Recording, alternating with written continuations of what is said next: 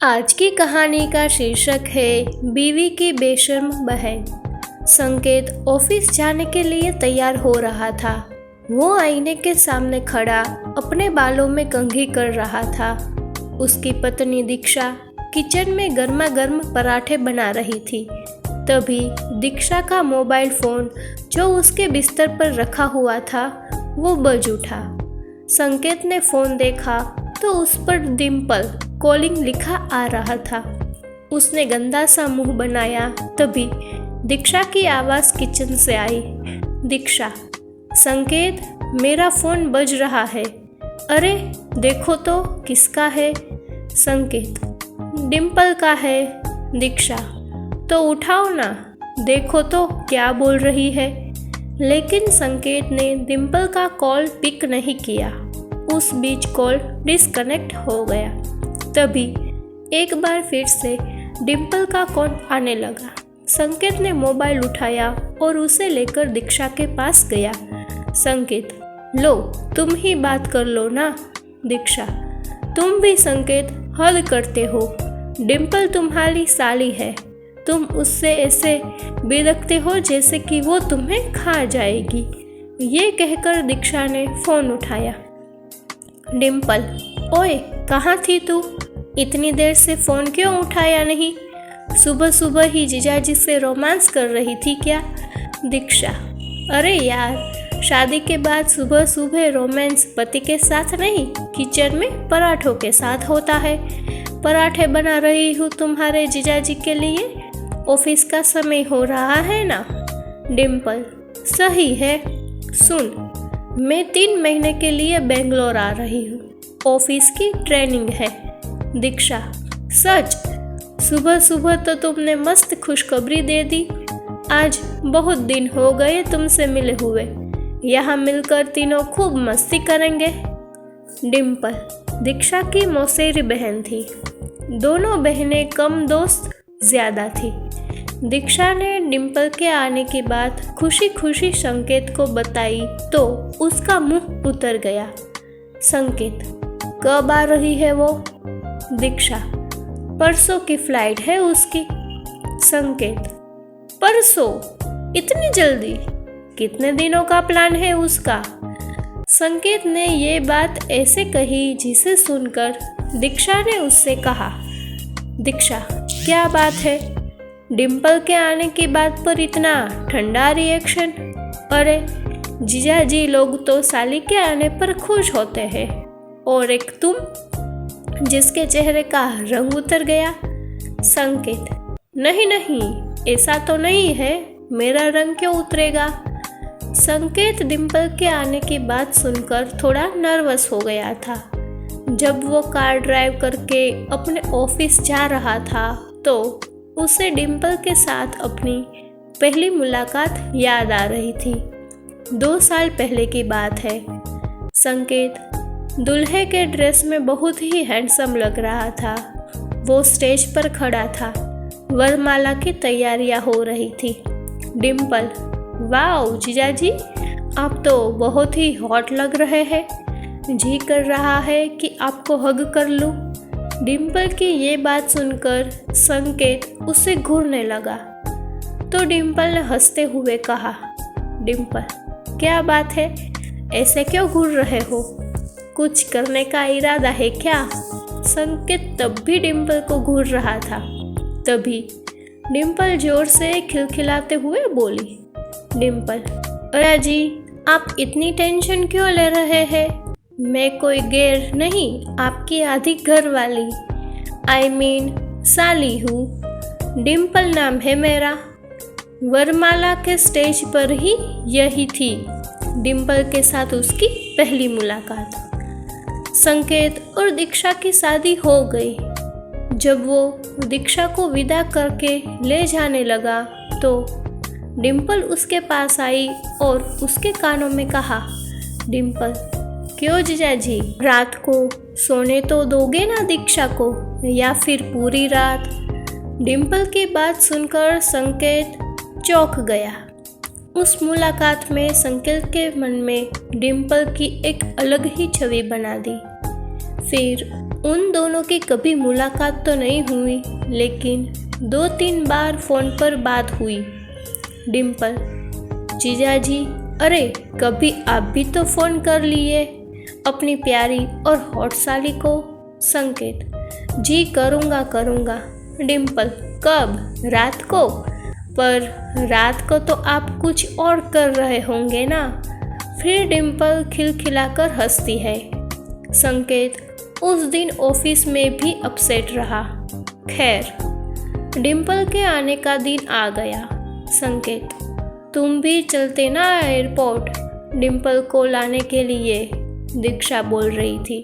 अरे संकेत, नहीं, दिख नहीं रहा है ना कितना काम पड़ा है घर पर। अगर तुम्हारे साथ आऊँगी तो खामखा बहुत देर हो जाएगी। तुम चले जाओ ना, मैं तब तक लंच तैयार करके रखूँगी। उदास मन से संकेत एयरपोर्ट पर गया। जब वो एयरपोर्ट पहुंचा तो डिम्पल की फ़्लाइट लैंड कर चुकी थी। वो एयरपोर्ट के बाहर काले रंग की मिनी स्कर्ट में खड़ी थी। जैसे ही संकेत वहां पहुंचा, उसने दौड़कर उसे गले से लगा लिया। संकेत का दिल जोरों से धड़कने लगा। डिम्पल, क्या जीजाजी, बहुत तड़पाते हो आप, कहाँ रह गए थे आप? 10 मिनट से आपकी खूबसूरत और हॉट साली आपका वेट कर रही है, और आप है कि अब आ रहे हैं? संकेत, वो ट्रैफिक में फंस गया था मैं। डिम्पल, अरे कभी हमारी निगाहों के घेरे में भी फंसिए ना, निकलने का मन ही नहीं करेगा। ये कहकर डिम्पल फिर से खिलखिलाकर हंस पड़ी और एक बार फिर से संकेत के गले लग गई। संकेत चुपचाप खड़ा डिम्पल को देखता रहा। डिम्पल, क्यों जीजाजी, इसी तरह चिपके रहना है या घर भी चलना है? संकेत की आंखें शर्म से झुक गई। कुछ देर बाद डिम्पल और संकेत कार में बैठे घर की ओर जा रहे थे। थोड़ी देर बाद वो घर पहुंचे। घर पहुंचकर डिम्पल ने जैसे ही दीक्षा को देखा तो डिम्पल, ओ माय गॉड, कितनी खिल गई है तू, लगता है जीजाजी खूब प्यार करते हैं तुम्हें। दीक्षा, तू भी कर ले शादी, तुझे भी तेरा पति खूब प्यार करेगा। डिम्पल को आए हुए 2 सप्ताह हो गए थे और इन 2 सप्ताह में उसने कई बार संकेत को छेड़ा और कई बार तो उसके साथ ऐसी हरकत की कि उसका मन हुआ वो दीक्षा को बता दे। 2 दिन पहले की बात है। दीक्षा घर पर नहीं थी। डिम्पल बाथरूम में नहा रही थी, तभी उसने जोर जोर से चिल्लाना शुरू किया। डिम्पल, जीजाजी, जीजाजी, अरे जल्दी आइए, मुझे बचाइए। संकेत उस समय एक बहुत ही ज़रूरी फाइल पर काम कर रहा था, लेकिन उसने जैसे ही डिम्पल के चिल्लाने की आवाज़ सुनी, संकेत, ये तो डिम्पल की आवाज़ है, क्या हुआ उसे? वो भागा भागा बाथरूम की ओर आ गया। डिम्पल अब भी चिल्ला रही थी। डिम्पल, जीजाजी, जीजाजी, बचाइए, बचाइए। डिम्पल ने बाथरूम का दरवाज़ा खोला। उसके कपड़े पूरी तरह गीले थे। वो एक बार फिर से संकेत के गले लग गई। संकेत, क्या हुआ? तुम चिल्ला क्यों रही हो? डिम्पल, जीजाजी, जीजाजी, अभी यहाँ पर एक छिपकली थी, वो मुझे घूर रही थी। संकेत, छिपकली? यहाँ छिपकली कैसे आ गई? डिम्पल, वो मुझे पता नहीं, शायद मुझे नहाते देखने का उसका मन हो। ये कहकर वो एक बार फिर से हंस पड़ी। एक बार संकेत को उसकी इस हरकत पर बहुत गुस्सा आया। संकेत, डिम्पल, देखो, ये सब मुझे अच्छा नहीं लगता, प्लीज़ ये सब मत किया करो। अगर दीक्षा को पता लग गया तो वो मेरे बारे में क्या सोचेगी? डिम्पल, दीक्षा को बोलेगा कौन जीजाजी? डिम्पल ने यह कहकर एक बार फिर अपनी एक आंख मारी। संकेत वहां से चला गया, लेकिन डिम्पल की इन सब हरकतों के कारण संकेत बहुत डरा डरा और टेंशन में रहने लगा। एक दिन जब दीक्षा ने उसका कारण पूछा, संकेत, दीक्षा, डिम्पल का बिहेवियर मुझे सही नहीं लगता है। वो कुछ अजीब सा मजाक किया करती है। मैं उनमें कंफर्टेबल फील नहीं करता।